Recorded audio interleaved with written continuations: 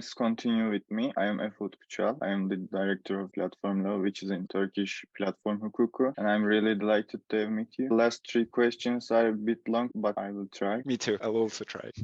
Next question is, how will the European Commission ensure a coherent and harmonized implementation of the DMA and the GDPR? Will the Commission engage with stakeholders to ensure that the implementation of the DMA and the GDPR respects fundamental rights and freedoms while also promoting competition and innovation in the digital economy? Finally, are there any plans to amend the GDPR to better align it with the DMA? So I see three sub-questions to your question. So the first one is more about the DMA and the GDPR. So maybe I'll start. So I think it's fair to say that they're both very different instruments with different purposes. The GDPR has as a purpose to limit the flow of data and really to empower data subjects like you and I to really make us conscious of what our data is, how it's used, how it's collected, how we can protect it. So I think that's one of the fundamental purposes of the GDPR. On the other hand, the DMA is there to ensure fairness and contestability. And this is also achieved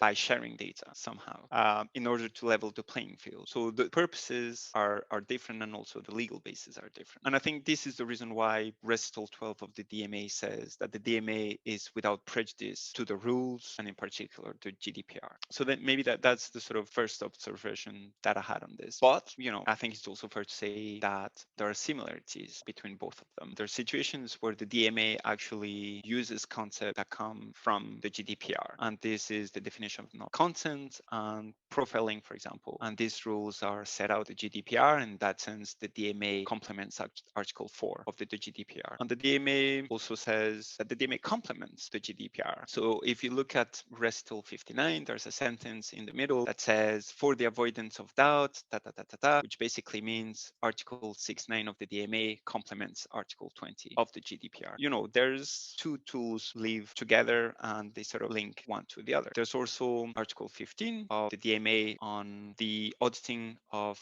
consumer profiling. And, potentially it's not excluded that via the DMA, we can uncover practices that might be in breach of GDPR when it comes to user profiling. There's also a link between the two tools. And I think all this to say that there's clearly a need to remain consistent because some key concepts are similar and they should be similar. And I think it would be wrong for the DMA to interpret concepts that come from the GDPR. Clearly, we need coordination between those authorities that deal with the DMA and the authorities that deal with the GDPR. And one way that this can be achieved is through the high-level working group. And as you know, the high-level working group that's set out in Article 40 of the DMA is composed of different European bodies and networks. And one of them is the European Data Protection Supervisor and the European Data Protection Board. And the role of this high-level group is to give advice and expertise in order to promote a consistent approach across different regulatory regimes. So I think this high-level group will be extremely important when it comes to cooperation and coordination between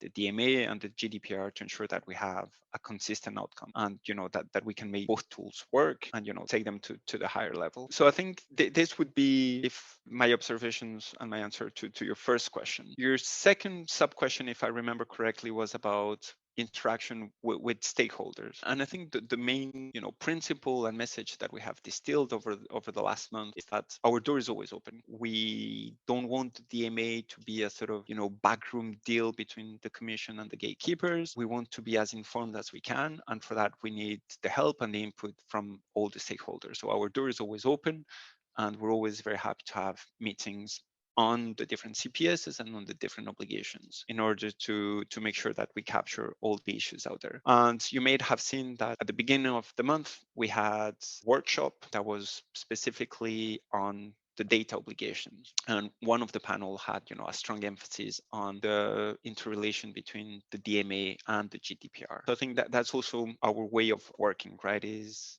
engaging with different stakeholders to make sure that we have a full picture. On your last question, I'm afraid I cannot really say simply because I'm not aware of what's in stock for the GDPR. I think the basic rule is that all these instruments that deal with the digital are meant to be living instruments. So it's not that they've been adopted and they stay like that. So of course the GDPR at one point, will need updated and amended, but how and when, that I cannot tell, unfortunately. Thank you for your answer. We have sub questions too in this question. While the DMA and the DSA have distinct objectives and requirements, there may be areas where their provisions overlap or interact with each other. How will the European Commission ensure that the implementation of the DMA and the DSA is harmonized and that any potential conflicts between the two acts are resolved in a timely and effective manner? Additionally, how will the Commission evaluate the impact of the DMA and the DSA on the digital markets and digital platforms? And what measures will it take to address any emerging challenges in this area? Okay, so I will respond to your second sub question first, which is, the impact of both instruments. And I think this question comes a bit too early because we're at the really beginning of the process. And if you look at the DMA, we haven't even started the designation process. So it's a bit difficult to already talk now about what the outcome of these instruments will be. I'm happy to speak about this again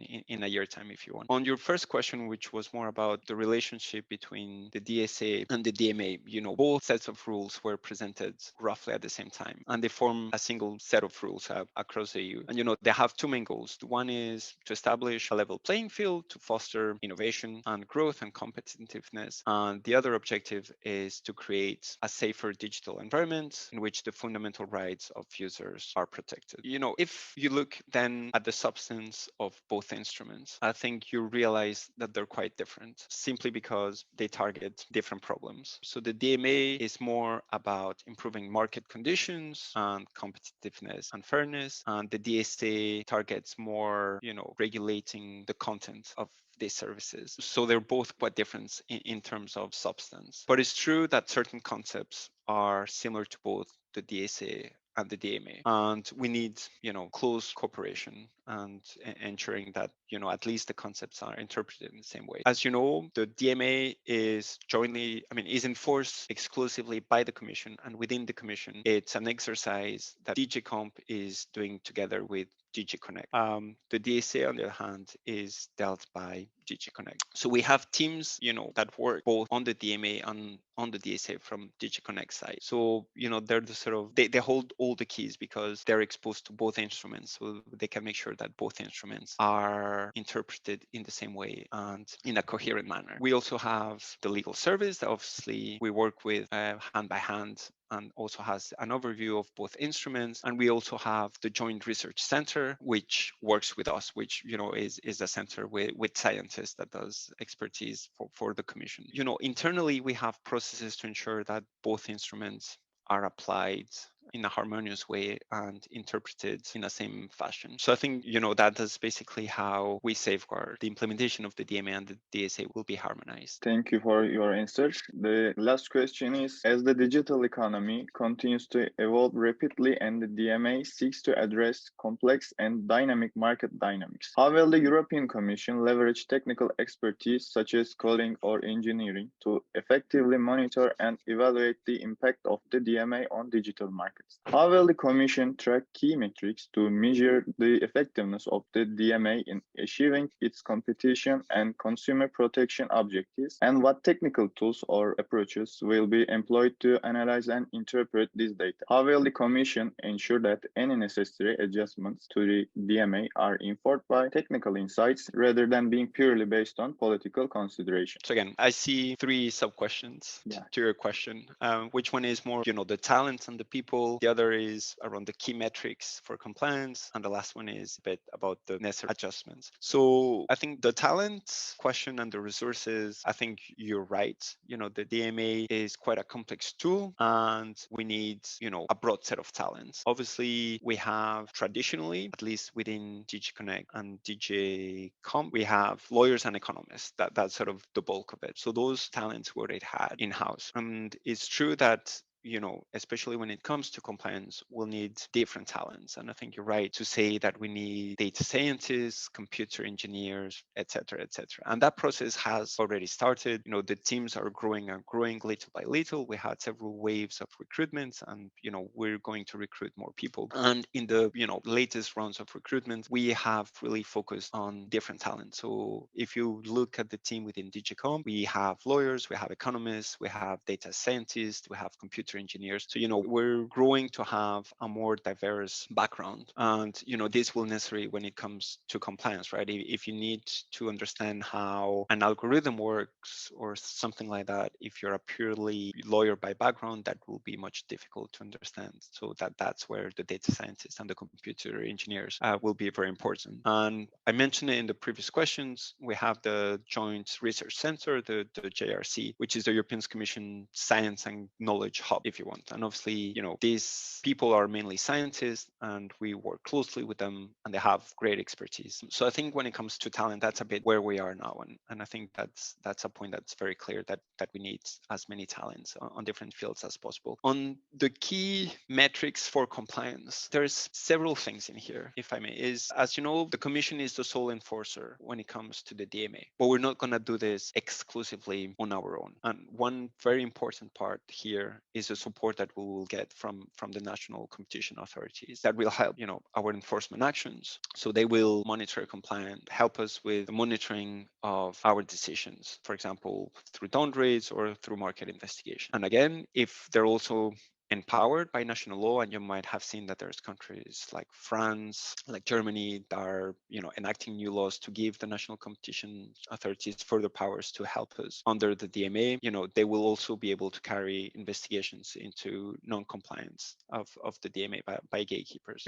There's all these aspects of monitoring of compliance both by the Commission and the NCAs that will be very important to see how the gatekeepers are complying. And of course, national competition authorities also have their own set of skills and talents that complement the ones from the Commission. Another crucial point will be the compliance that are described in Article 11 of the DMA.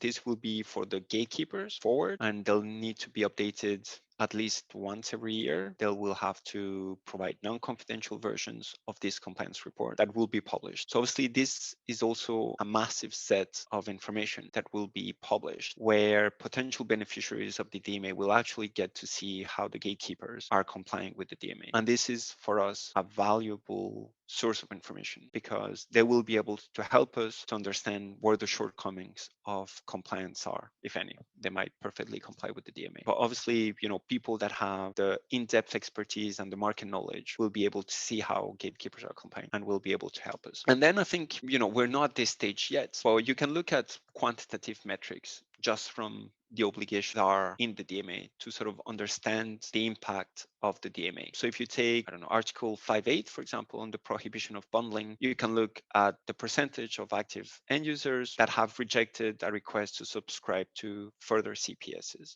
Looking at this sort of quantitative metrics will give you an idea of the impact and how those provisions are working or not working. If you take 6.4 on app stores, it can be the same. You can look at the percentage of, active end users that have sideloaded a third-party app or app store during a relevant period, just to see if that provision is actually working. You can also look at how many users or the percentage of users stop downloading an app or an app store whenever they get a warning message from the gatekeeper, what we call the drop-off rates. And, so I think there's certain provisions where there's a quantitative aspect to it embedded in it. And then I think you can easily transform this in metrics to see how these provisions are working or not working. And one last point is, and there's no official complaints mechanism in the DMA. But it doesn't mean that, beneficiaries from the DMA cannot come to us to voice their concerns about certain practices or compliance from gatekeepers. And again,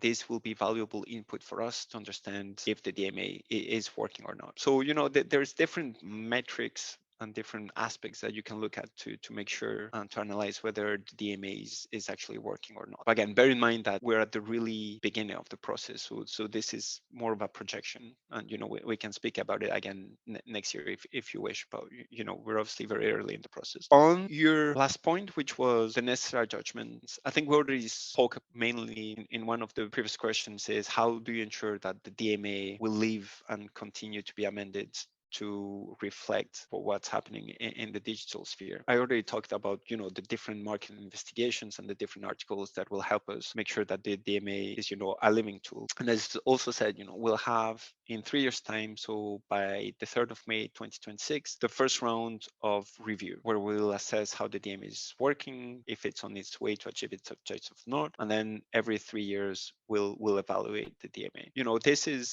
This will not be based on, what is it you said, political considerations or ideological considerations. All of this will be based on really tangible evidence that we would have collected during our investigations, during the market investigations, and this is what will inform our decision. So, it'll be very tangible rather than purely political or ideological, if I may. So that's it. Thank you. We have concluded our questions. Is there anything else you would like to contribute? Again, thanks so much for having me. It was really a pleasure, going and responding to your questions, some of which are obviously very tricky. And again, I think what you're doing with the blog and the platform, especially at your level, knowing that you have exams and many other things to do, is a great initiative. So, congratulations to you for doing this. Thank you so much.